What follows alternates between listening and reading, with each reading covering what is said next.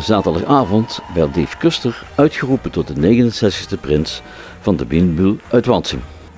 Wienbühl, Wienbühl,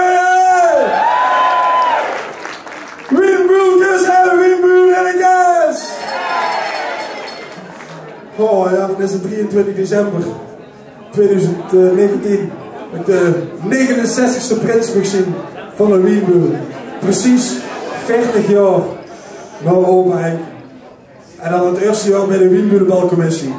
En dan vanaf het begin al weten dat er wel een speciale rol voor aan zit te komen.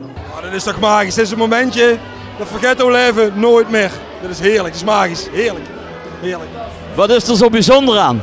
Nou, ik vind het vooral bijzonder. Gewoon een eer voor een deur, waar toch 2000 man wonen, dat je dan uitverkozen wordt als prins. En dat 40 jaar, dat mijn opa prins is geweest hier van de Wienbühl. De adjudanten die dit jaar voor mij de pilsjes komen bezorgen. Dat is eerst vanuit achter is dat Willem Rijntjes.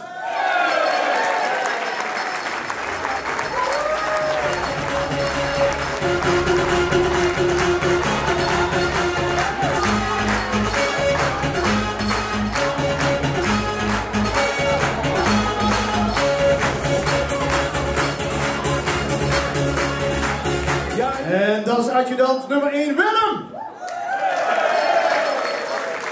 En ik heb het microfoon terug. Ja, dan de tweede adjudant hier uit de zaal. Ja, dat werd het natuurlijk ook al langer.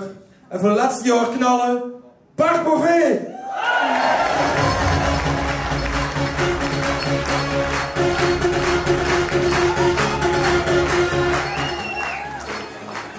En dan zien we heel anders al, dus dat scheelt. Ja, daarna voor dit jaar is niet minder dan en maken we de familie Reinders compleet. Dion Reinders!